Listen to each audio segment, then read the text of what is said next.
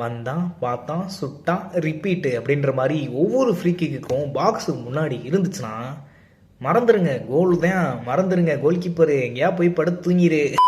வணக்கம் மக்களே, welcome to விளையாடலாமா. இன்னைக்கு நம்ம பார்க்க போகிற மேட்ச் யாருக்கு இடையிலன்னு பார்த்தீங்கன்னா பாயர் லீவர்கூசன் வர்சஸ் ஃப்ராங்க்ஃபர்ட். இந்த மேட்ச்சில் லீவர்கூசன் 3-1 சொல்லிட்டு ஜெயிச்சிருக்காங்க. புண்டஸ்லீகாவோட 3வது மேட்ச் டேவா இருந்தாலும் பாயர் லீவர்கூசனுக்கு இது ஒரு ஃப்ரெஷ்ஷான ஸ்டார்ட்னு தான் சொல்லணும்.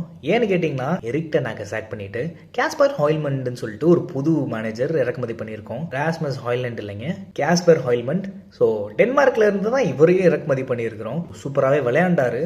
ஜாபி விட்டுட்டு போன அந்த பிளே ஸ்டைல கொஞ்சமா ரெப்ளிகேட் பண்றாரு. மேட்ச்ல ஸ்டார்டிங்லயே வந்துட்டு பலாசியஸ் இன்ஜூர் ஆகி வெளியே போயிட்டாரு. பட் அது மேட்சை எந்த அஃபெக்டும் பண்ணல. பலாசியஸ் போன கொஞ்ச நேரத்துல லிவர்கூசனுக்கு ஒரு ஃப்ரீ கிக் கிடைக்குது. டி பாக்ஸுக்கு முன்னாடி கிடைச்சா சொல்லவே வேணாம், கிரிமால்டோ செவச்சிட்டான். அந்த ஃப்ரீ கிக் எப்படி கிடைச்சிச்சுன்னு பாத்தீங்கன்னா டெல்லாவோட பிரில்லியன்ட் ரன் தான். நேத்தன் டெல்லாவை ஃப்ரிம்பாங்கோட சப்ஸ்டியூட் நினைச்சுக்கிட்டு இருந்தேன். பட் அந்த ஆளு சூப்பரா விளையாடுறான். ஏஎம்எஃப்ல ஒரு ஃப்ரீ கிக் எடுத்து கொடுத்துட்டோமா, அடுத்து வாங்க பெனால்ட்டி வாங்கி கொடுப்போம்னு சொல்லிட்டு பாக்ஸுக்குள்ள ஓடும்போது அவரோட காலை தட்டி விட்டு ஒரு பெனால்ட்டி வழங்கிட்டாங்க.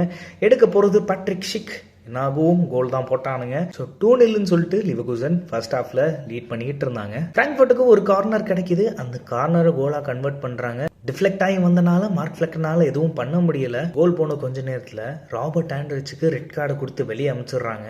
சரி 10 மேன் தான் இருக்கோமே, முடிஞ்ச அளவுக்கு தேத்திடலாம் அப்படின்னு பார்த்தா 90th மினிட்ல மறுபடியும் ஒரு ரெட் கார்டு. ஸோ அந்த ரெட் கார்டு யாருக்குன்னு பார்த்தீங்கன்னா இந்த மேட்சை டெபியூ பண்ண எரிக் பெர்னாண்டஸ். சரி 9 மேன் தான் இருக்கிறாங்க, ஃப்ராங்க்ஃபர்ட் ஏதாவது பண்ணி டிரா பண்ணிட போறாங்க அப்படின்னு நினைச்சுக்கிட்டு இருக்க நேரத்தில் லூகாஸ் வாலஸ்கெஸ் பாக்ஸ் பக்கத்தில் ஓடும்போது மறுபடியும் டி பாக்ஸ் கிட்ட இன்னொரு ஃப்ரீ கிக்கு. மறுபடியும் எடுத்தது யாரு? கிரிமால்டோ.